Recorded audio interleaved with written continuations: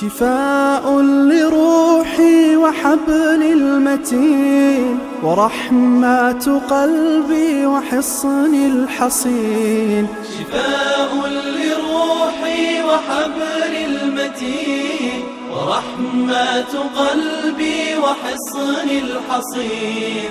وأمن حياتي وخير الدليل إذا تهت يوما مع الحائرين. فقرآننا هدينا والحبور وبشر يسلي الفؤاد الحزين.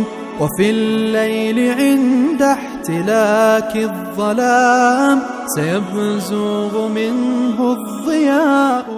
أعوذ بالله من الشيطان الرجيم. بسم الله الرحمن الرحيم. الحمد لله والصلاة والسلام على رسول الله وعلى آله وصحبه ومن والاه. أما بعد. Qarindoshlar, bizning bugungi darsimiz 47-oyat sura Baqaraninki.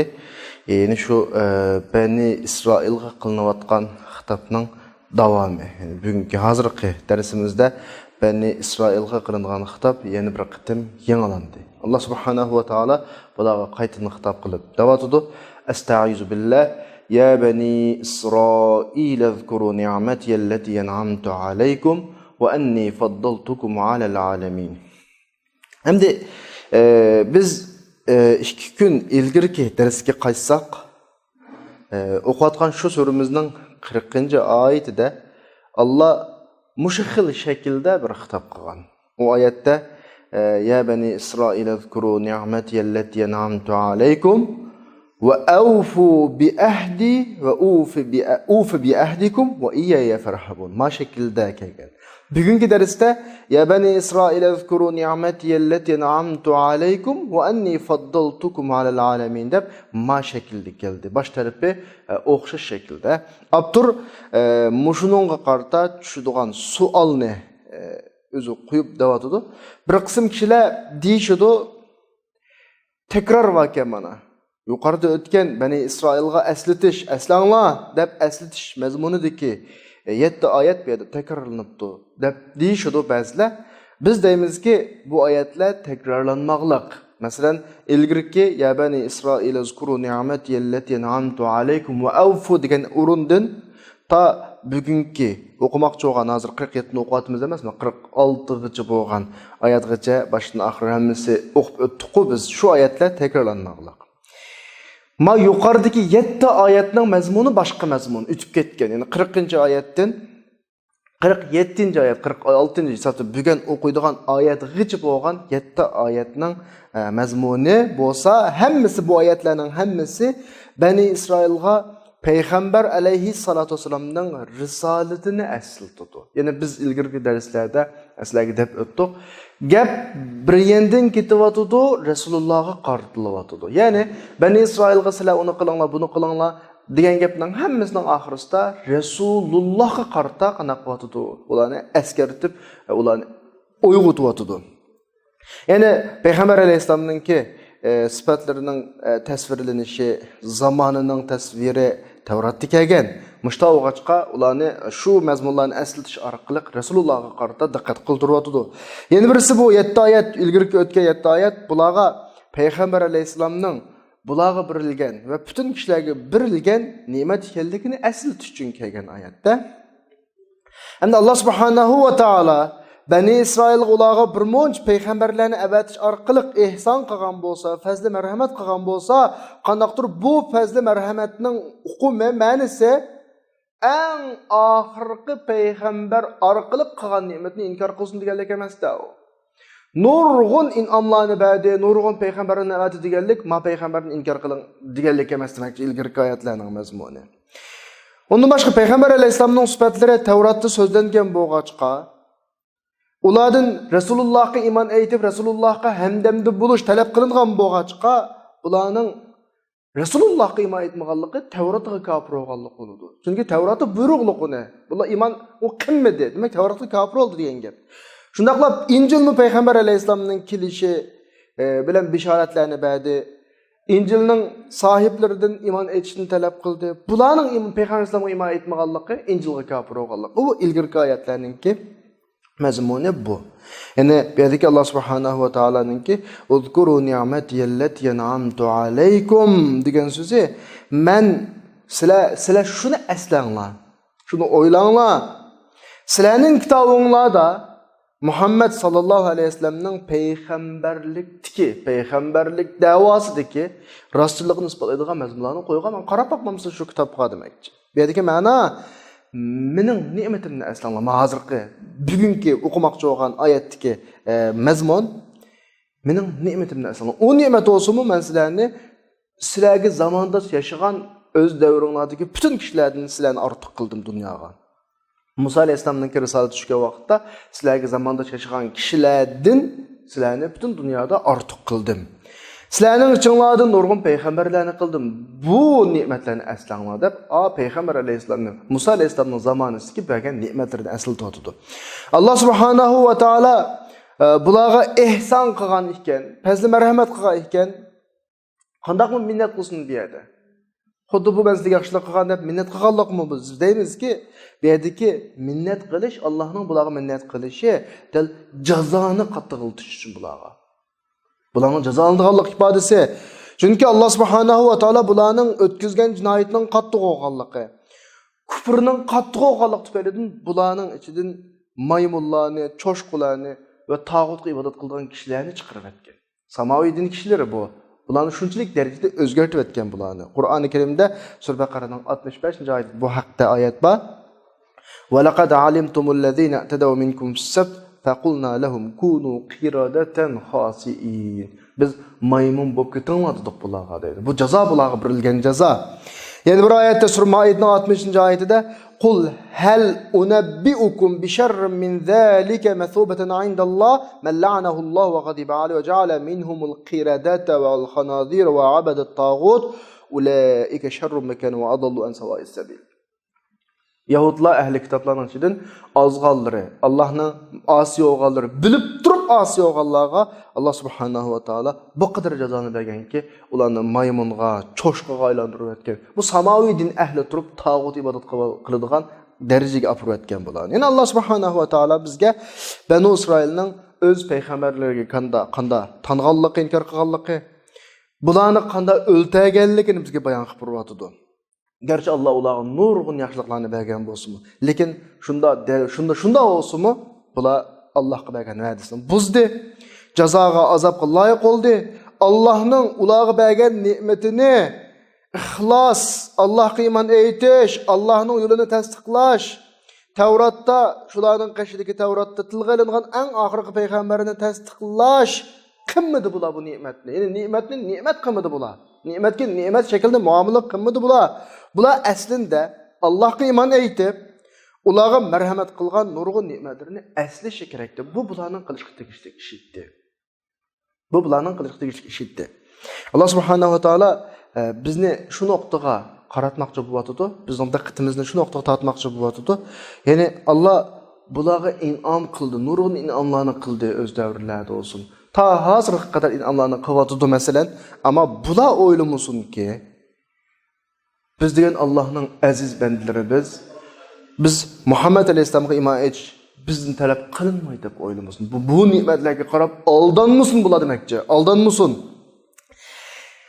Yani bular cho'qim Rasulullohninki ularning kitoblarini to'g'rilab berish uchun kelganligini tushunish kerak bular. Ularga to'g'ri yo'lni izohlab berish uchun kelganligini tushunish kerak bular. Bular Rasulullohga yordam berish kerakdi. Ne'mat hargizmi inkor qilishdan davom qilishi mumkin emas. Bularga ne'mat berdi, aziz qildi. 4 xil odamlar uchun bir munch payg'ambarlarni chiqardi. Eng ulug' payg'ambarlarni mushlarning ichidan chiqardi. Eng ulug' kitoblarni mushlarning ichidan chiqardi. Ammo bular bu ne'matlarni turib qilishga tegishli ishni qilmasa, davom qilmaydi bu. Buni bilish kerak bular. Qanaqdir yuqoridagi Allohningki Bani Isroilga bergan bu ne'matlarni Qur'oni Karimda tilga elib, xuddi bayatdan bir savol dedik-ya, savol shaklida chiqib qolgan mazmun shaklida. Ya'ni bularga xuddi Alloh minnat qilgan shaklda, minnat qilgan tuyg'usini beradigan gaplarni qilishning sababi biz xato tushunib qolmasligimiz uchun. Ya'ni Alloh subhanahu va taolo bu Yahudilarga qattiqlik qilibdi, zulm qilibdi, zaminda tarqaq. Amaliyotda Yahudilarning tarixiga qarab baqsa, o'zim yozadi, 2000 yillik sarsalliq, mundaq Yahudilarga Alloh tarafidan bekitib etilgan bir xorlik bor. Yahudilar her zaman mushta ko'patga uchraydi. Am bugungi kunda masalan Isroiliya taraqqiy qilib dunyodagi o'tir sharqdagi nüfuzluq bir davlat bo'lib qolgan qarab aldanmanglar.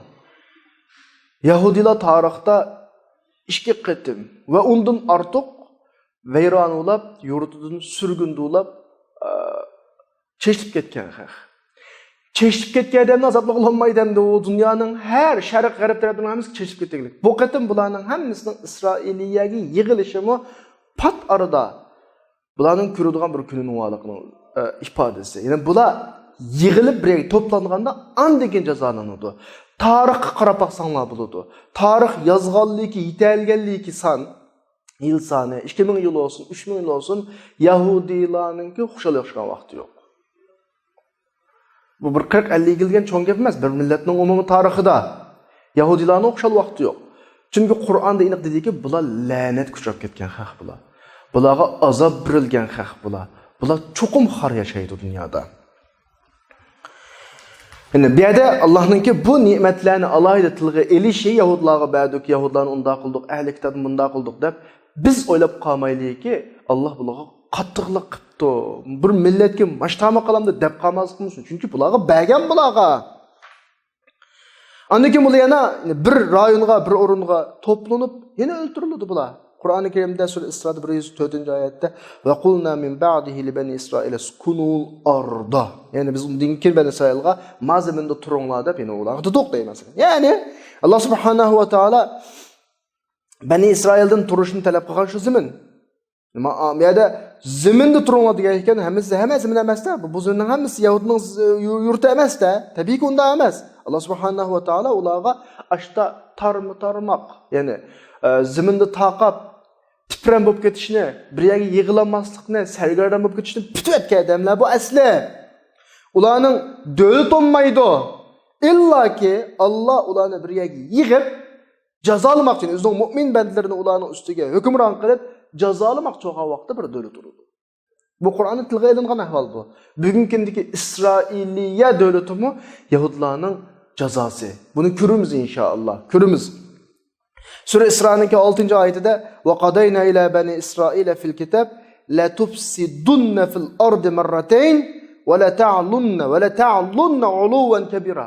Yahudilar azaldan zaminda buzg'unchilik qiladi, zaminda o'zini yuqori o'ringa qo'yib boshqalarni izish yo'lini tutib mangdi bular. فإذا جاء وعد أولاهما بعثنا عليكم عبادا لنا أولي بأس شديد فجاسوا خلال الديار وكان وعدا مفعولا ثم رددنا لكم الكرة عليهم وأمددناكم بأموال وبنين وجعلناكم أكثر نفيرا. قرآن الكريم إنق إفادة مشاهدة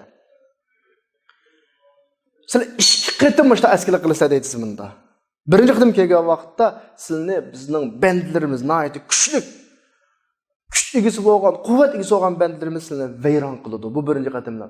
Andan keyin Yahudilarga yana bir qatim fursat beramiz. Mol, bala, birimiz bularga sizlar nihoyat ko'p shaklda yig'ilislar, bir yerga to'planisizlar degan mazmundagi oyat yana.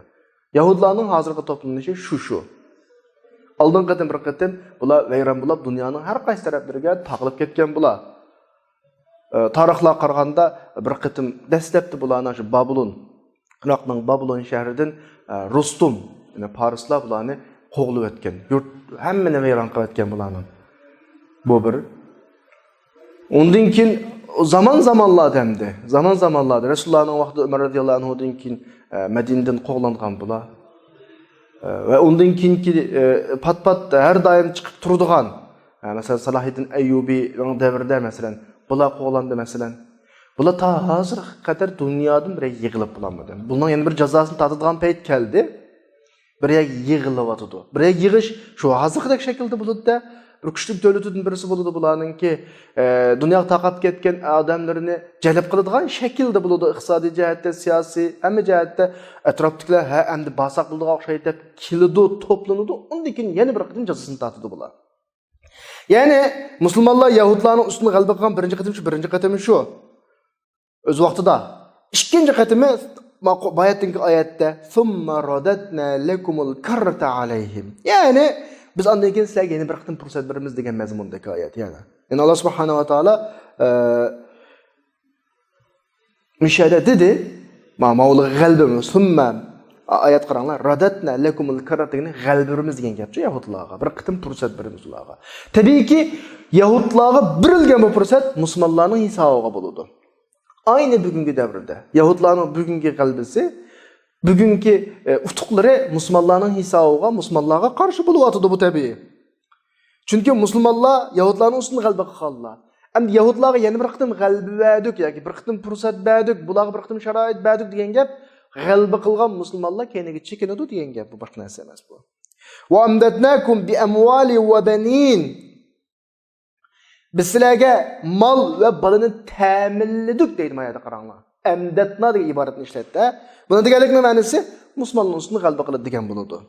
Buni hozirgi yuz berayotgani shu hozirgi. Biz hozir ko'ryapmiz bu oxirgi davrlarda ko'duqqa ko'ryapmiz. Ya'ni bularning yordamlari, kuch-quvvatlari sirtdan keladi, o'zidan emas. Amdatnahum degani ta'minladik degan gap. Aynı shaklda shu. Isroiliylarning o'zida binasi yo'q-ki, sirtdan kelyapti bularga.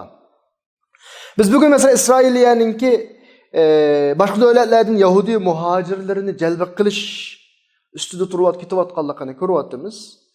Pul mollarni va boshqa davlatlarning yordamlarini akilish asosida turayotganligini, shuningga yurishayotganligini ko'ryapmiz. Bularning hammasi sirtning yordami bilan bo'ladi.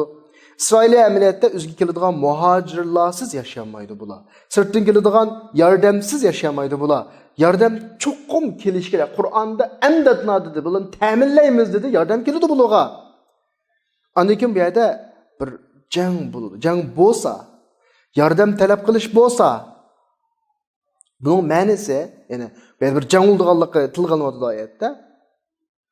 Bir yordam beradigan birisining talab qilinganligi bo'ladi. Buni deganlikning ma'nosi, ya'ni sirtdan, jang maydonining sirtidan bularga odam keladi deganlik bo'ladi. Odam kuchi keladi deganlik bo'ladi. Ya'ni bularga kuch, quvvat bo'ladi bular mushu Isroillarning askarlariga.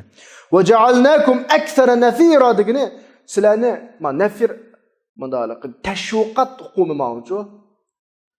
Sizlar o'zinglar uchun hammani qo'zg'ay olasizlar. Yahudlar qartilayotgan gap. Bugun kunda mana Yahudlar bütün tashviqot vositalarini Yahudiylar egalladi deymiz masalan. Hatto islom davlatlarining tashviqot vositalarini Yahudlarning manfaati uchun xizmat qilayotgan bir holat turibdi. Bu ayni ahvolda Qur'onda tilg'ilingan ahvol bu. Ya'ni mush boshqalarning diqqatini tortadigan yuqori ovozning hammasi nafir deymiz. Ya'niki sizlarni eng cho'ng nafir qildik degan gap, sizlarning ovozinglar eng ustun chiqdi degan gap edi. Mushta holatga keldi hozir. Ya'ni biz bugungi kunda Isroillarningki axborot vositalari, dunyoda tashviqot vositalariga hukmronlik qilganligini ko'ryapmiz. Ya'ni Isroillarning ovozi yuqori hammaga anglanmayapti. Andigan deydi: "Fa iza jaa va'dul axirati" ya'ni bir qitimliq qo'yadigini bularning azobli, ya'ni bir qitimliq jazolash fursati kelgan vaqtda liyasu wujuhahum va liyadkhulul masjid kama dakhaluhu awwala marra. Burun Masjidul Aqsoga musulmonlar g'alaba qilib dassab turib kirgandek, ikkinchi qatimda dassab turib mushlarni xorqib turib, izib turib kirdi deydi. Demak, oldimizda g'alaba, cho'qim bor musulmonlarning g'alabasi. Cho'qim bir qitim g'alaba qilishimiz bor. Yana bu yuqoridagi oyatning ma'nosi Masjidul Aqso musulmonlarning qo'lidan ketadi. Yahudilarning qo'lining hukmining ostiga tushadi. Ondan keyin musulmonlar kelib, Yahudlarga qarshi kurash qilib, Masjidul Aqsoga Umar ibn Xattobning davrida birinchi qatim kirganligini, qaytadan kirdi deganlik bo'ladi ma'nosi. Musulmonlar Allah ikki qatim va'dani va'da qilgan. Birinchi qatimda Umar radhiyallohu anhu davrida Yahudlarning ustidan, ikkinchi qatim inshaalloh keladi. Fa iza jaa va'dul axirati ji'na bikum lafifa degani, ya'ni bir qitimliq va'dimiz kelib qolsa bu Musul Isroning 104-oyati, sizlarni biz lafif, aralash shaklda, lafif degan nima desa, o'zi va atrofidagilarni qo'llashmaydigan, o'xshamaydigan boshqa jinsdan bo'lgan bir to'plarni, ya'ni aralashma to'p shaklida keltiramiz deydi yana. Ya'ni Alloh subhanahu va taolo Yahudlar bilan musulmonlarning o'tirdi bir urush yuz berdiganligi hukm qilib qo'yganlik sababli. Bu urushda musulmonlar masalan seni qaytira oladi emasmi? Cho'qqum bular bir yerga yig'ilish kerak. Yahudlar bilan urush. Bir hukm bor. Masjid-i Aqsa'ni musulmonlar qaytirib oladi deb bir hukm bor. Bu Masjid-i Aqsa'ni qaytirib olish anda oson bo'lmaydi. Urush orqali bo'ladi bu. Yahud musulmonlar kim bilan urushadi? Yahudlarni. Nerede Yahudlar dunyoning har tarafida. Qana bo'lish kerak, yig'ilish kerak bular. Hozir bugungi kunda dal yig'ilyotdi Yahudlarning o'z Isroiliyaga. Chunki agar ular dunyoning har davlatlarida tarqoq musofir shaklda qilib qolsa, yoki yashayotgan jamiyatlarda boshqalardan ayrim shaklda qilib qolsa, bu deganlik musulmonlar butun dunyoga urush ochdi deganlik bo'ladi. Bo'lmaydi bu. Musulmonlar butun dunyoda urushmasligi kerak. Yahudlar bilan urush kerak. Yahudlar bir yig'ilish kerak. Boshqa davlatlardan, boshqa dunyodan, boshqa jamiyatlardan ayrilish kerak ular. Lekin Alloh subhanahu va taolo Yahudiylarni o'zi turayotgan butun davlatlardan Baytul Muqaddas shu Falastin degan zaminga olib keladi. Bu orqali musulmonlarning bulardan urush qilish imkoniyati tug'iladi. Andikin Masjidil Haromga birinchi qatim kirgandek yana beshini igiz ko'tarib yana qaytini qana qildi, kirdi yana. Alloh subhanahu va taolo yuqorqi oyatda Bani Isroilga o'zining ularga bergan ne'matlarini eslatdi. Ularning osiyligi, kufrligi ne eslatdi? Nimishqa hech kishi Alloh subhanahu va taolo bularga qattiqlik qildi deb qolmas. Chunki bular kafir bo'ldi bular. Bular asilik qildi bular. Bular zaminda eskilik qildi bular. No'g'andikin Allohning bu azobiga bular loyiq bo'ldi. Tarixga qarab baqsaq bo'ladi. Yahudilardek, uni o'zining tarixim yoziqliq qo'yayotgan deganimdek. Dunyoda sargardon bo'lgan millat yo'q. Bular endi bir yig'ilib 30-40 50 yil oldi. Uzun bir 2-3 ming yillik tarixdagi 30-40 yilgan cho'ng gap emas. Yani bu qitimki yig'ilishimi bularning yana bir qitimliq sargardon bo'lishininki boshlanishi inshaalloh. 48-oyat. Yani şu Yahudlar qilinayotgan xitobning davomi, ammo davomli davatimiz xitob gerçi birlariga qaratilgan bo'lsa-mu, ammo mazmun jihatda bizlarni o'ziga oladi tabii. Unda olmaganda Qur'oni Karimning bu xitob, bu vaqaliklarni, bu xitobdan so'zlashning ne ahamiyati olsun. 48-oyat Allah subhanahu wa ta'ala deydi: "Vattaqu yawman la tajzi nafsun an nafsin shay'a wa la yuqbalu minha shafa'atu wa la yu'khadhu minha 'adlu wa la hum yunsarun." Sizlar shundoq bir kundan qo'rqinglarki, hech kimdan hech narsaga ko'pay qilolmaydi. Ori turolmaydi yana. Hech kimdan bir shafaatni qabul qilinmaydi, hech kimdan badal elinmaydi yani. To'lan elinmaydi yoki o'rnini to'ldiradigan bir narsa elinmaydi. Bular yordamsiz qoldirildi. Yordam berilmaydi ularga deydi qiyomat kunisi. Hamda bugungi mushu hozir o'qimoqchi bo'lgan 48-oyatimizda sal to'xtalamiz biz. Mazmunimiz shu. Oldin olib tushunilish kerak. Ya'ni qiyomat kunisining qo'rqinchli bir tasviri bu. Ammo bu yerda bizlar grammatikalik va boshqa inchki qildigan bir azroq nuqtalar bor. Yani arab tili biladiganlar, arab tili o'qiganlar uchun. Vattaqu yawman deganimi mushu kunni bizga aslatayotgan narsa. Yani qaysi desa insonga o'zining amalidan boshqa hech narsa asqatmaydigan qiyomat kuni. Alloh subhanahu va taolo ulardan o'zi bilan Allohning jalol sifatining o'tirda shu kunda bir orliq qilishni, orliq sochni talab qildi. Qo'rqinglar deyotdi. Ya'ni shu kundagi azobdan, g'azabdan saqlaninglar, amal bayani o'zinglarni saqlaydigan bir narsa qilinglar deyotdi. Masalan, birga o't ketsa yoki olam qizib ketsa, unda kuyib ketmasligimiz uchun, to'nglab qolmasligimiz uchun bir narsa qilamiz ya, shunda amalga, ya'ni orliq saqlanglar. Qiyomat u azob bor u yerda, hech kimga asqatmaydi. Buning uchun bir ishlarni qilinglar degan vattaqu degan ma'nosi. Yani endi mushu oyatga o'xshash yana bir oyat va Mausur Baqaraninki 48-oyatda.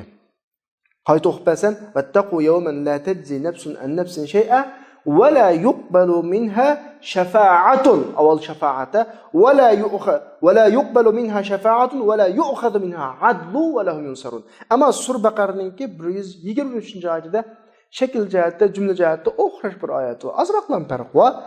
Vattaqu yawman o'xshash la tajzi nafsun an nafsin shay'a o'xshash bu ham o'xshash. Va la yuqbalu minha 'adlun. Mana maya o'xshamaydi. Bugungi hozirgi o'qimoqchi oyatimizda va la yuqbalu minha shafa'a, oldida shafa'at bor. Manada va la yuqbalu minha 'adlun va la tanfa'uha shafa'a. Ma bugungi oyatimizda va la yu'khadhu minha 'adlun, ma'da va la tanfa'uha shafa'a. Hozir biz o'qimoqchi bo'lgan 48-oyatda shafa'at oldida. Adli, yani tülen, bedel keynide. Ama Sure Baqara'nın 123. ayetinde şefaat keynide adli aldı da aynı. Tölem ki orunu toldurduğu bir bedel aldı da. İkisinin ne farkı var? Bu hakta Abdursal uzunroq to'xtaldi ya. Endi bu ayet ikki qitim keldi. İkkili ayetning 5'i o'xshash. Lekin birinchi oyat deydi: "Va la yuqbalu minha shafa'atu va la yu'khadhu minha 'adlu va lahum yunsarun." Bu birinchi oyat.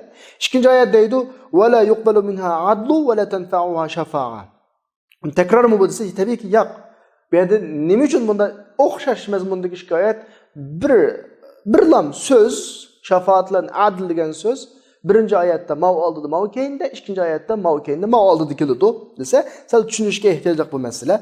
Emniyette ikili ayet başlanmasında o'xshash, 5'e o'xshash ikili ayetning vattaqu yawman la tajzi nafsun an nafsin shay'a degan ayet o'xshash.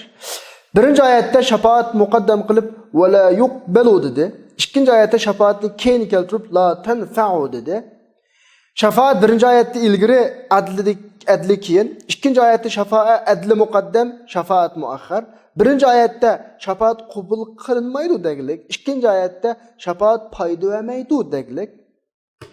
Shunda farq bor ikisininki. Nima uchun deydi qayagi kelimasi turib. Endi vattaqu yawman degandiki, shunda bir kundan qo'rqinglardiki, kundan maqsad nima desa, qiyomat kunisi. Buning ta'sirini biz darslarimizning ilk darslarimiz nurg'un deb o'tdik. Qiyomat kunining ta'sirini Malik yawmiddin deb o'tgan, yawma la tamliku nafsun li nafsin shay'a. Hech qanday kishining bir ishig'ini ega bo'lmaydigan, odam üzdünmü xabar alamaydigan, yani o'zining ahvoliga baqolmaydigan bir kun o kun. Vel emru yawma izin lillah. Endi ma oyatdiki biz bugun o'qimoqchi oyatdiki la tajzi nafsun an nafsin shay'a.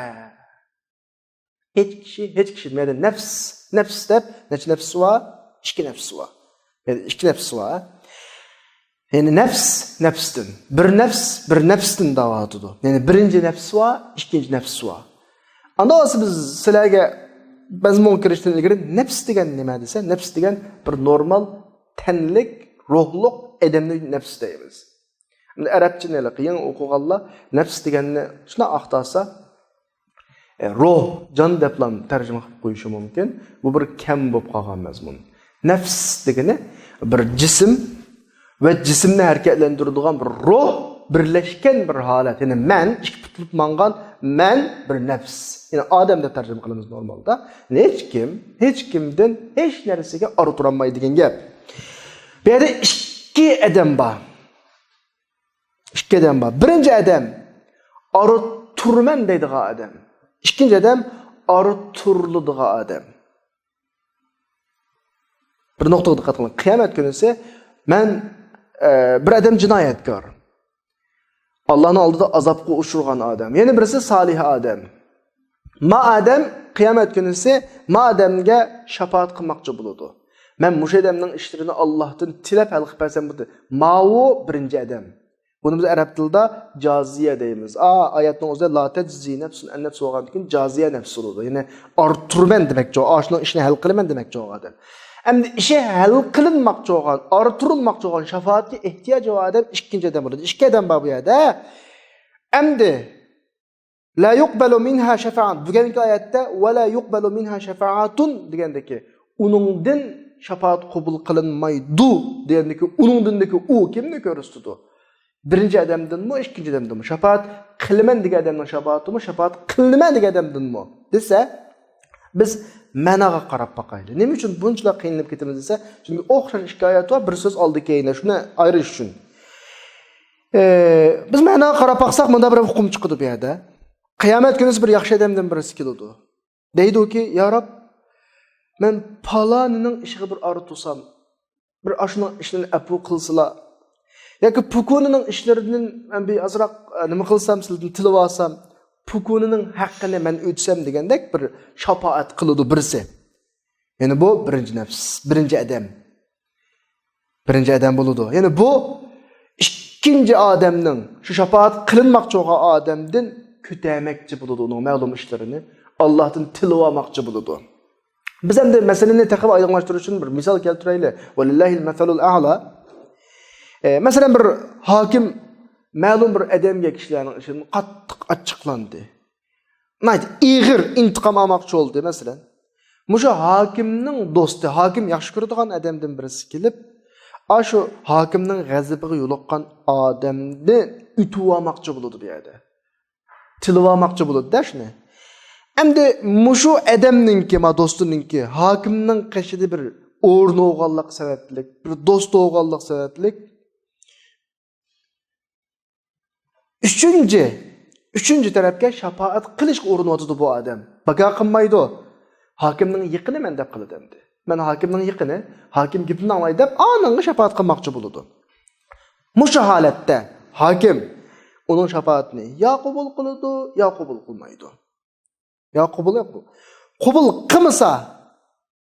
qilmasa, hakimga uning ustidagi jinoyatni men o'tay deydi. Bundan fidya berayman. Buning to'laydigan to'lanlar bo'lib qolsa, ustindagi qarz bo'lib qolsa, men to'layman deydi. Demak, to'lanning gapi, men ustimga olaman degan gap shafaat masalasi bitmagan vaqtda, shafaat masalasi buzilib ketgan vaqtda an to'langa keladi. Mishga kelgan vaqtida oyatning o'ziga qaytadi degan oyatga. La yuqbalu minha shafa'atun va la yu'khadhu minha 'adlun. Avval shafaat, andin kim to'lanning gapi. Birinchi qatim shafaat qabul qilinmadi, an to'langa keldi. Unda o'g'andiki, bugungi oyatimiz kim haqidagi oyatga? Shafaat qiluvchi inson haqidagi oyat. Shafaat qiluvchi inson shafaat qilaman deydi, shafaat qilaman deydi, shafaat qilolmaydi. Bo'ldi, uning ustidagi jinoyat pedilarni men ustimga olay dedi, uni ham qilolmaydi. Shu shafaat oldida pedi keynida keladi mayada. Ya'ni qiyomat kunidagi masala Alloh bilan bo'lgan ekan.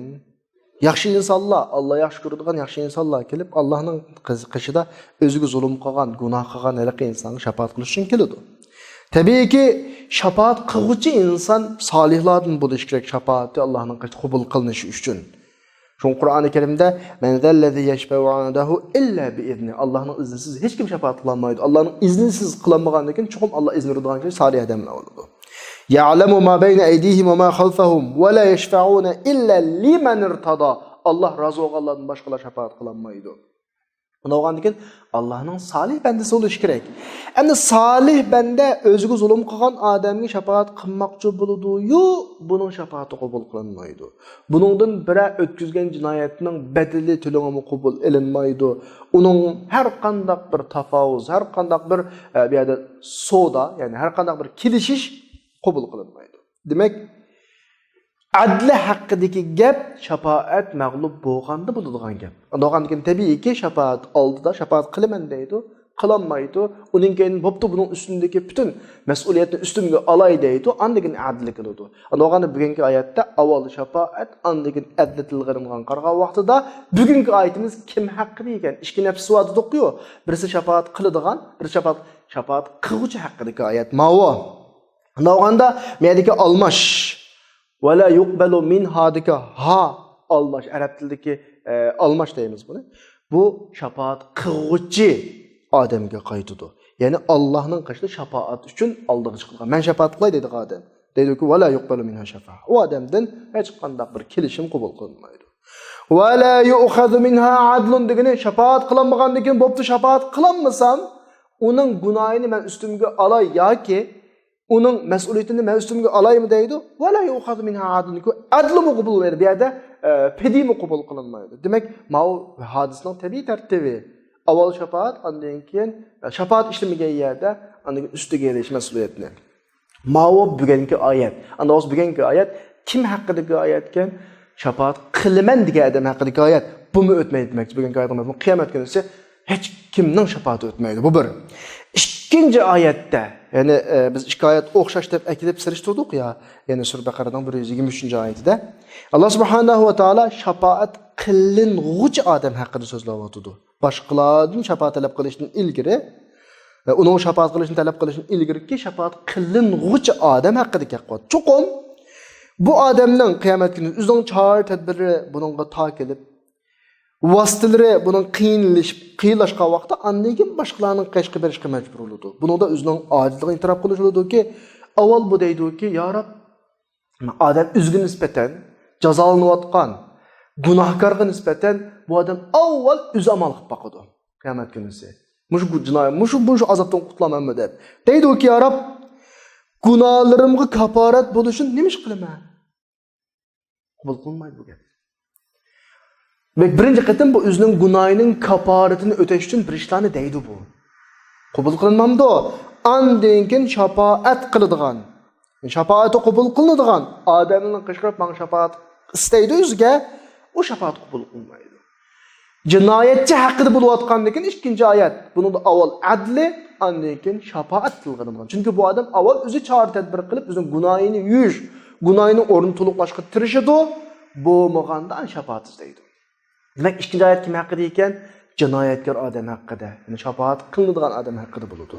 Ya'ni biz bunu Qur'oni Karimda bir misol keltirsak, Qur'oni Karimda Allah subhanahu wa ta'ala qiyomatni tasvirlab, "Va law tara izil mujrimuna nakisu ru'usihim 'inda rabbihim, Rabbana absarna wa sami'na farji'na na'mal salihan inna muqinun." Qaranglar, inson tirishida qiyomat kunisi. Nima qilarini bilmay, oldida davzax, masalan, hisobot, o'zining qiyin ahvolda qolganligini ko'rib, tirishidi bu, o'zining o'tkazgan xatoliklarning o'rnini to'liqlaymiz deb tirishidi u. Deydi-ki, bizni dunyoga bir qaytusizlar, biz bir yaxshi ish qilib, meni o'rnini to'liqlab olsak deydi. Bu gapi o'tmaydi. Bu adli. Oyatdagi adl adolatga emas, o'rnini to'liqlaydigan fidiya. Bu o'tmaydi bularninki. Ya'ni bular Allohdan o'rnini to'liqlaydigan bir badal istaydi. Endi dunyoga qaytirsang, gunohlarimizning bir kaparat qilib to'ldirib olsak o'rnini deyish uchun. Azapdan qutqizgan yaxshi amal qilish uchun bular deydi bular. Chunki yaxshilik yomonlikni ketkizdi emasmi? Allah bularga nima deydi? Bularning bu xil taklifi rad qilinadi-ki, Allah deydi: "Fazuqu bima nasitum liqa'a yawmikum hada." Sizlar bu kuninglarni unutib qolganliginglar uchun tetinglar endi. Fursat yo'q sizlarga. Inna naslakum, biz sizlarni unutib qoldik. Ve zuqu azabal khuld bima kuntum ta'malun. Qilgan ishing sababli ana mangulik azobni tetinglar deydi. Demek, cinayetçiler de qiyomat kunisi avval o'zining qilgan, o'tkazgan xatoligini o'rnini to'ldirishimizda bir tirishidi. Buning bu tirishi arab ifodasida adl deb ifodalanadi. Halbuki bundan adlimi qabul qilinmaydi. O'zining amali qolmagandan keyin shafaatchiz deydi. Bu shafaatni qabul qilinmaydi. Bu ikkinchi oyat. Birinchi oyat av, ikkinchi oyat mav. Yani bular özlerinin cinayet ötküzgen hatalıqını toldirish, muşunun kaparat berish ne oturuğa qo'yadi. Yani dunyoga qaytib yaxshi amal qilish orqali Allah ulardan bu taklifni qabul qilmaydi. Sura Araf'ning 53-oyatida mushaqida bir mazmun bor. فهل ينظرون إلا تأويله يوم يأتي تأويله يقول الذين نسوه من قبل قد جاءتنا رسول ربنا بالحق فهل لنا من شفعاء فيشفعوا لنا أو نرد فنعمل غير الذي كنا نعمل قد خسروا أنفسهم وضل عنهم ما كانوا يفترون. Kıyamet günüsü bu xildagi adamlar ya dunyoga qaytib bir o'rinni to'ldirishni ya boshqaning shafoatini talab qiladi. Halbuki ikkala ish o'rinni to'ldirish adl degan iboratlar ifodalanadi. Bu mu qabul qilinmaydi? Boshqaning shafaati shafaat degan iboratlar ifodalanadi. Bu mu qabul qilinmaydi bular? Ya'ni bular shafaat talab qildi, qabul qilindi avval. Ondan keyin yana bir chek kirdi, o'simi o'rnini to'ldirish, bu mu elinmadi. Nimishqa wala yuqbalu minhum shafaatu wala yu'khadhu minha adlu. Demak, shikoyat o'tirdiku, mana bir o'xshamaslik bor. Qur'onda takror yo'q. Shafaat adli birinchi oyat. Adli shafaat ikkinchi oyat. Ikki so'z farqida g'oya o'xshash. Nima uchun birinchi oyat shafaat qiluvchilar haqidagi oyat, ikkinchi oyat jinoyatchilar, shafaat qiluvchilar haqidagi oyat. Ikkisining tasarrufoti o'xshamaydi. Shafaat qiladiganlar avval shafaat qilib o'tmaganda, shafaat o'tmaganda andikin ularning o'tkazgan jinoyatning o'rnini to'ldirish uchun tirishidi. Shafaat qilinuvchilar, jinoyatchilar bo'lsa, zolimlar bo'lsa, avval o'zi amal qilib o'tkazgan jinoyatning o'rnini to'liqlashga tirishib, andikin shafaatchi deydi. Bu ikki xil ifoda Qur'onda ikki oyatda ikki xil kelgan. Avval shafaat adli. Bu shaklda avval shafaat, andikin adli, ma'u avval adli, andikin nima shafaat. Yani tasarrufatiga loyiq ifoda keltirilgan bu o'rinda. Endi biz shu haqda ketayotgan oyatga kelsak, bu shu shafaat qiluvchi başkalarının ütüvağıcı edem hakkı münasebetlik ayet. yoki üzgü zulm qilgan odamga shafaat qilmoqchi bo'lgan odam haqida kelgan oyat. Bu oyat wala yuqbalu minha shafaat deb avval shafaat wala yu'khadu minha adl andikin adl tilganliq. Ammo ikkinchi oyatda wala yuqbalu minha adlun avval adli andikin shafaat va bu nima desa bu yerdagi almash kimga qaytadi desa shafaat qildigan odamga qaytadi. Bu avval adlini o'tirg'a qo'ydi. Qaysi adli o'rnini to'liqlayman deb farji'na na'mal salihan deb o'tirg'a qo'ydi. Bu qabul qilinmaydi. An shafaatchi izlaydi, topolmaydi, shafaat qabul qilinmaydi. Bu tartib bu shaklda. Ya'ni Mushu biz yuqorida kelgan oyatlarning hammasi qiyomat kuniga munosabatli oyatlar. Bu xil shakldagi oyatlar intayin ko'p. Mushu iboratda azroqlam o'zgarish oyatlar hargiz o'xshamaydi. Mazmun jihati farqlanadi. Masalan, qiyomatga munosabatli bo'lmagan yana bir mazmunda bir akapaqayli bayatdan o'xshash. Masalan, Alloh bolalarni o'ldirmaslik haqida kelgan oyatlar haqida so'zlab, mazmunlar haqida "Va la taqtulu awladakum min amlaq, nahnu narzuqukum va iyyahum." Balalarni kambag'allikdan qo'rqib o'tamanglar. Biz sizlarga va ularga rizq beramiz deydi. Ya'ni sizlarga va ularga. Ikkinchi oyat qaranglar. Va la taqtulu awladakum khashyata imlaq. Balalarni kambag'allikdan qo'rqib o'tamanglar. Biz ularga va sizlarga rizq beramiz deydi. Oyat aynı oyat mazmun jihatda.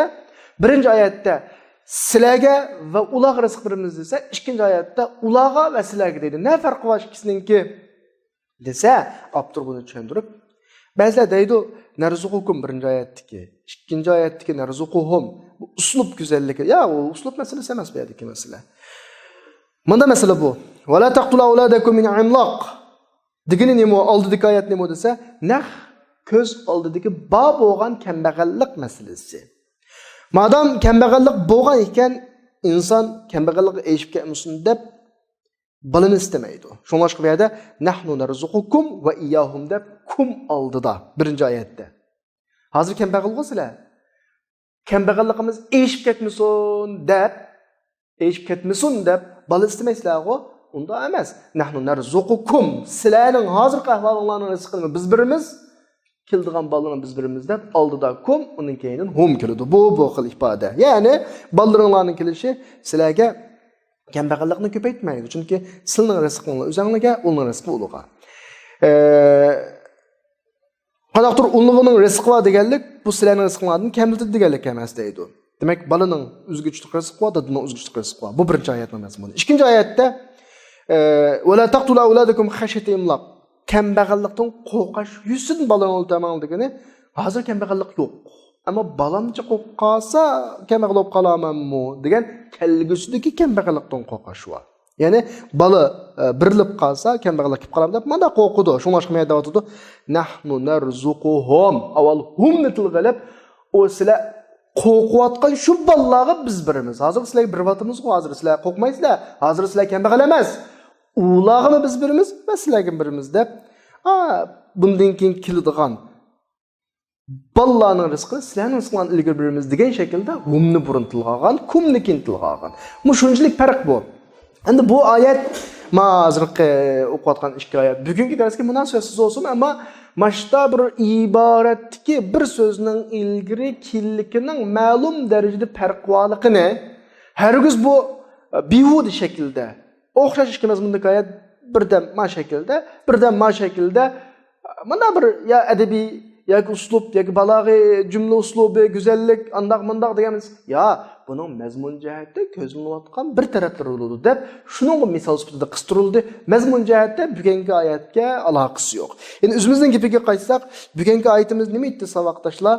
Vattaqu yawman la tajzi nafsun an nafsun shay'a degan oyatda biz mush oyatni o'qiyotgan vaqtimizda ikki oyatda bu takror ekan deb o'ylamasligimiz kerak. Chunki birsi oxirisi va la yuqbalu minha shafa'atu va la yu'khadu minha adl deb shafaat oldida adli keyinda bo'lsa, yana bir oyat va la yuqbalu minha adlu va la tanfa'uha shafa'at deb avval adl andan nima shafaat. Demak, ikki oyatdagi qaytadigan almash farqlanadi.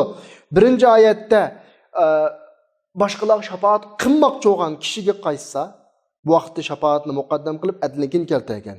Ammo kimga qaytsa zalim, üzgüzü zulüm qilgan shafaatga ehtiyoj va odamga qaytgan vaqtida adli muqaddam bo'ladi va undan keyin shafaat keladi. Bu xil shaklda farqlantirib tushunsak bo'ladi oyatni.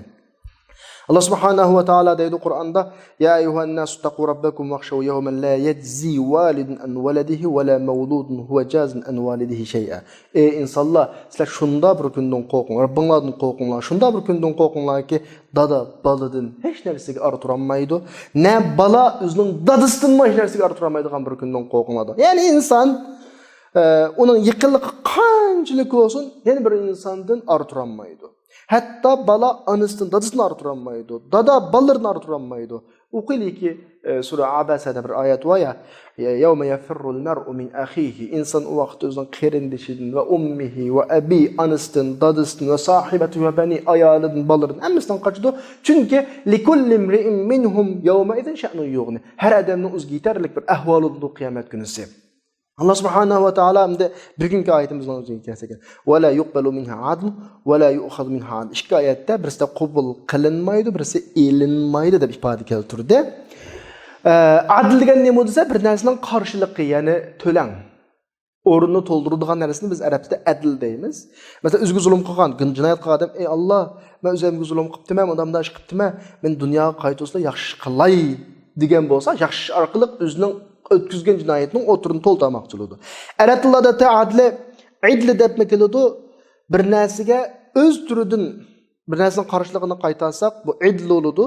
Masalan, bir rahqa o'xshash rahni qaytarsak, oltinga o'xshash oltinni qaytarsak bu.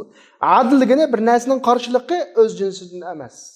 Men qarshi tarafga to'laydigan narsa dollar bo'lsa, boshqa pulga qaytarsam bu adl bo'ladi. Ya'ni adlning ma'nosi yana undan boshqa, normal boshqa adolat, haqiqat degan bo'ladi. Bu faqat ikki da'vogarning o'tirdi bo'ladi. Ya'ni bir narsani voyaga yetkazish, insof, haqiqat degan ma'no. Haqiqat degan o'zgarmas narsa. Sen bir tarafning hisobiga bir tarafga yon bossang, bu haqiqat bo'lmaydi. Yon bosmasang haqiqat olur. Shunga Payg'ambar sollallohu alayhi vasallam sahobalar bilan o'tgan vaqtda bunda o'tganning hammaga tang qaraydi. Nimishqa Rasululloh boshqalarga sal qarab boshqalarga ahmad deb qolmasin deb hamdi. Demak, bu yerdagi adlni turib o'tdik. Bir nuqtada adlning ma'nosini tushunib o'tdik. Adl degan bir narsaning qarshiligida turadigan narsa adl ekan. Ammo adlning adolat degan ma'nosimi, haq degan ma'nosimi bor. Lekin ma'oyatdagi ma'nosi bir narsaning qarshiligi, bir narsaning o'rnini to'liqlaydigan badal, bir narsaning to'langa degan bo'ladi. Bu adlning ma'nosi. Endi nafs degan nima? Biz bu oyatlarda nafsun an-nafs degan iboratni ko'rdik. Buni men adam deb tarjima qilaverdim. Desa, nafs degan Qur'oni Karimda kelgan vaqtida buning ruhga aloqasi deb tushunsangiz bo'ladi. Ya'ni ruh moddaga munosib bo'lishib, hayotlik tepilgandan keyin nafs shakllanadi. Bir odamning jasadi bor, jasad badan. Jism. Canılmay qap qalsa hareketlenmeydi. Ölgü adamның jasadi meyada qaladi, jeni chiqib ketadi. Ma ikkisi nafs emas, ayrim holat. Ikkisi bir yerga kelib, ma adam ikki putlab mengib, dunyoda normal yashaydigan bir holat shakllansa, bu nafs bo'ladi arabchadagi, Qur'onda kelgan nafs. Ya'ni adamni nafs deymiz. Jism va ruhdan birlashgan inson adam nafs bo'ladi. Maddenin o'zi yalnız holatda, mesela cisim desek, ruh oluşdan ilgari bu Allah tarafiga bo'ysundirilgan bir narsa, Allohga tasbih etilgan bir narsa. Ya'ni demakchi o'g'limiz jon chiqayotgandan keyin men kontrolligim yo'q deyman. Mening badanim Allohga tabe. Badanim xolis Allohning vaqtida. Men o'zimni bilan qo'limni ko'tarolmayman, qarayolmayman dedim. Chunki jon chiqatdi mendan. Jon chiqatdi degan gap mendan kontrolligini elib oldi degan gap. Badan Allohga oid. Qanaqadir ruhiy hayot, moddiy hayot deb ayırmaslik kerak. Chunki ruh mu badandan ayrılgan vaqtda xolis Allohga bo'ysundigan bir narsaga aylanadi. Umi bir musabbihaga aylanadi. Modda mu Allohga bo'ysundigan narsa. Esingizda bo'lsin, qayta tushuntiray. Mendagi badan, modda, jismoniy badan va uning ichidagi ruh ikkisi qo'shilib an bir erkin adam. Alloh menga ixtiyorlik bergan, harakat qilsang bo'ladi. İradan var, bir işlerini oylayalıydığı adam, dep bir ruhsat vergen adam bulma. Ruhim bedenimden şunda ağrılsa, ma bedenimden mu erkinlik ip taşlanıp halis Allah'ın ilkige düşüp gidiyordu. Ruhim mu Allah'ın ilki gücünde Allah'a boysunduğun birinde mecburiylik, erkinlik yok olan bir nesige aylanıyordu. Bu halette men olanmayım o vakitte. Ama benim bedenim bilen ruhim, cismim bilen bedenim ikisi birleşip mende erkinlik, tanlash imkaniyetim bor. Manga alaydigan, so'zlay alaydigan, ko'ray alaydigan menda bir holat kelganimda arabchada buni nafs deydi. Nafs. Shu vaqt tanlash erkinligi bo'ldi demda. Shu vaqtda adam mani qilmay deyalaydi shu vaqtida. Yani ruh moddaga uchrashgan vaqtida hayot boshlanadi. Adamning vujudidagi havasda qo'zg'aladi, xalal ashadin boshlanadi. Masala shadin boshlanadi. O'lim shunda kelgan hamallam buning keyindan ruh badandan chiqib ketadi. O'lim degan gap ruhning badandan chiqib ketish degan gap. Ruhmi o'zining Allohga bo'ysundirilgan bir yerlarga ketadi. Moddami Allohning Allohga bo'ysundirilgan, ixtiyori qolmagan bir yerlarga ketadi.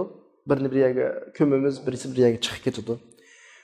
Şundan bizning dunyodagi palanaxon degan adamligimiz tugaydi, yani erkinlik birilgan holatimiz tugaydi, nafs tugaydi o vaqtda. Qur'oni Karimda yawma tashhadu alayhim alsinatuhum va aydihim va arjuluhum bima kanu ya'malun bir oyat var. Biz bu oyatni tushunishda bayatdan mazmunlarga ehtiyojlar. Ya'ni qiyomat kunisi insonlarning tillari, qo'llari, putlari guvohlik bir deydigan bir oyat. Bu qanday gapdi deb tushunmay qolamiz-ku. Esingda bo'lsin, beden asli Allah'ның. Ruhmu Allah'ның. Bunun bir misal alaylı. Elbette tabi misal çıkıp buludu. Velillahil mesalul a'la. Man yukarıdan 2 tane hizmetçi verdi. Bana boysundurup verdim hesapta. Bu 2 hizmetçi benim hizmetimden kılıdı. Ne mi desem şuna kılıdı demdi. Bu hizmetçiler intayin bir yukurga sadık, bana belgellerge sadık. İsil pakiz edemle ma hizmetçiler. Ama şunda bir buyruk düşken boğaçka, muşu nimdiz şuna kıl degen boğaçka, menin hizmet dairemde boğa vaxtıda men nimsem şuna kılıdı. Eski işki buyuruyma, yaxşı işki buyuruyma, anda naçarlıkı salama, manımında naçarlık salama, bula tişini tişlep durup kılıdı. Çünkü buyruk, bana boysunuş buyruk var. Küller gelip, fırsat gelip, bularning mendin erkin bo'ladigan bir holat keladi. Kelib, başından qishqib olgan vaqtida bizning qig'imiz yo'qda, haqasanglash bizni ashuningga qanaq bergan, bo'ysundirib bergan, bizni munda eskish qildi deb menga qarshi guvohlik qildi. Mening xizmatchilarim deo, menga bo'ysunib deo. Chunki bo'ysundirilgan bo'g'achqa bo'ysunibdi. Bo'ysunish majburiyat o'g'achqa men yamoshga bo'lsam menga deb, ammo tishlab turib. Bu bir insani dünyasındaki normal misal. Endi biz bayatını dedik. Beden Allah'ның. Ruh Allah'ның. Ruh bilan beden şunda bir kelgandan keyin bizga ixtiyorlik berilgan bir nafs paydo bo'ladi mana. Yani nafs arabchadagi nafs bir adam paydo bo'ladi yana. Men tutsam tutuduma qo'l, menga bo'ysunudi.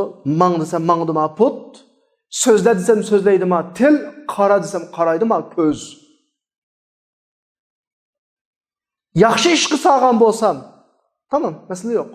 Eski iş qilsam, ma Allah'a ait olgan, Allah'ның menga bergan bedellari menga bo'ysundirilganligi uchun lam tishni chiqishlab turib qiladi. Ama qiyomatga bo'lgan vaqtda Allah'ның oldida, ey Allah, sen ma bendenge meni biriptin, mushu qo'l, meni biriptin, mushu ko'zmi deydi-ki, meni biriptin, bu benden bu ko'z bilan yaman narsalarga qaradi. Bu til bilan yaman gaplarni qildi deb qiyomat kunisi Allohning oldida guvohlik qiladi. Bu oyatning ma'nosi shu. Boshqa narsa emas. Nimda guvohlik qiladi? Chunki ma'noslar, til, qo'l, put degan narsalar itoat ma'siyatda insonning buyrug'i agishadigan shaklda bo'ysundirilmaydi qiyomat kunisi vaqtida. Bizning buyruqimizdan chiqib ketgan bo'ladi u vaqtida. Bizning a'zolarimiz Allohning buyruqlarini hayoti dunyoda bizga bo'ysunadi. Asli bu Allah'a itaat kılıdığan əzalar bu. Musabbiha, abide degeni Allah'a itaat kılıdığan əzalar bu asli. Hem de sana dünyada bir günaha itaat kılgan bolsa mesela ben kıl deyme kılıdı. Çünkü bana bədi bunu Allah. Buyruğumda anlaydı bu. Ama bu sana lanet eytip durup kılıdı. Huddelikki bayat men ağa misaldaki hizmetçi hey dep tişlep durup kılgandek ma beden əzalarımız sana lanet eytip durup hata işlerini kılıdı. Çünkü bunağa mecbur olduk. Ama kıyamet günüsü geldi. O vaxtda bizden ayrılıp geldi ma o. Ayrım bir narsaga aylanadi. Biz olmay qolamiz bu vaqtida. Sening ziyningga guvohlik qildi shu vaqtida. Şuna ayada kıyamet günüsü ularga tillari, qo'llari, putlari guvohlik qildi degani bu. Ve nefsi ve ma sevvaha fe elhemaha fucuraha ve takvaha. Degeni şu. Ve nefsi ve ma sevvaha fe elhemaha fucuraha ve takvaha. Nefske onun yamanlıkını ve onun fucurunu ilham kıldı. Demek ma bedellerimiz nefsimizninki bizninki buyruğumuzni anlaydı. Ya xushal bo'lib anglaydi, yaxshilab qolsa, ya la'nat qilib turib anglaydi. Qiyomat kuni hammasi bizga qarshi duoni quradi. Ya'ni kishilarning qishida moddiy hayot, ruhiy hayot deb mana bir gap taqiliqli, moddiy hayot, ruhiy hayot deydi. Amaliyotda ruhiy hayot degani ularninki, bizning badanimizdagi ruhdan farq qiladigan narsa. Ruhiy hayot degan malaikaning hayoti. O haqiqiy lug'at ma'nosini surishti qilsak, Qur'oni Karimda malaikaning ruh deb ataydi. Nazala bihi ar-ruhul amin deb ifodalaylik. Va kazalika uhayna ilayka ruhan min amrina deb ifodalaylik. Ma o boshqa ruh hamda. Ma ruh bunda suzuklik, poklik bo'lgan ruh. Va lahum yunsarun. Endi o'zimizga gap kelaylik. Bugungi oyatning eng oxirisida qiyomat kuni shunday kunki, hech kimdan shafaat qabul qilinmaydi. Hech kimdan bir narsani o'ni to'liqlayman deb to'liqlalaydigan fursatga erishamaydi hech kim. Valahum yunsarun ki hech kim yordamga erishamaydi. Ya'ni Alloh subhanahu va taolo qiyomat kunida zolimlarga azobni hukm qilib o'tgan vaqtida hech kim bularga yordam berolmaydi, azobni to'xtatolmaydi. Bunda bo'lishi mumkin emas, chunki u vaqtda butun huquq, butun ishning hammasi Allohning ilkida bo'ladi. Shuning bilan bugungi darsimiz oxirlashdi. Darsimizning oxirisini kelasi davom etamiz. Va oxiru da'vana alhamdulillahi robbil alamin.